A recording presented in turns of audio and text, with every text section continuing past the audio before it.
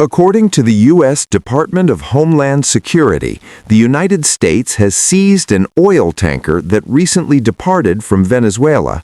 This marks the second time this month that the U.S. has seized an oil refining vessel off the country's coast. The move follows a statement by U.S. President Donald Trump on Tuesday, in which he said he had ordered a blockade of sanctioned oil tankers entering and leaving Venezuela. Venezuela condemned the latest U.S. seizure, calling it theft and kidnapping. The country has previously accused the U.S. of attempting to steal its resources. These actions will not go unpunished, the Venezuelan government said in a statement, adding that it intends to file a complaint with the UN Security Council and other multilateral organizations and governments around the world. The operation, similar to one carried out earlier this month, was conducted by the U.S. Coast Guard. The vessel was boarded by a specialized tactical team and was seized while in international waters. Homeland Security Secretary Kristi Noem, whose department oversees the Coast Guard, shared footage of the operation on X. During an operation conducted early in the morning on December 20th, before dawn, the U.S. Coast Guard, with support from the Department of Defense, detained an oil tanker that was last in a Venezuelan port, Noem wrote.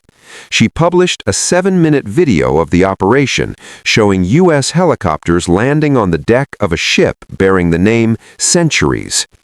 The United States will continue to pursue the illegal movement of sanctioned oil used to finance narco-terrorism in the region, Noem wrote, adding, "We will find you and stop you."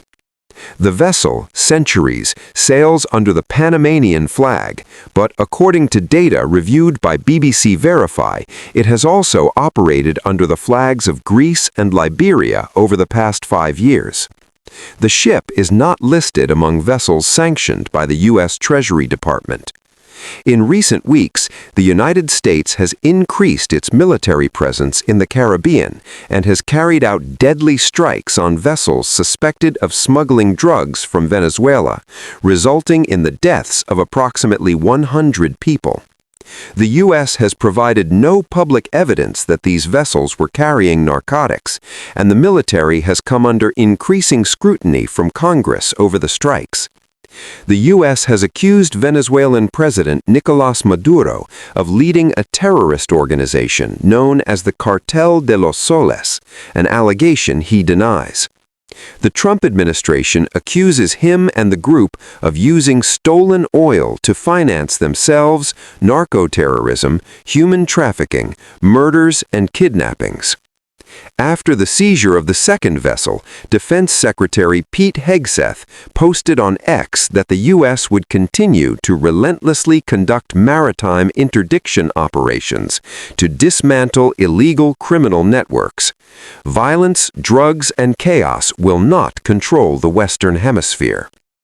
Venezuela, which holds the world's largest proven oil reserves, relies heavily on oil export revenues to fund government spending.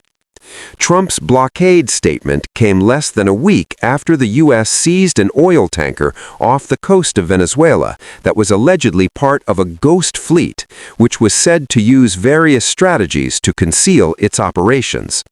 The White House said the vessel, named Skipper, was involved in illegal oil transportation and would be taken to a U.S. port.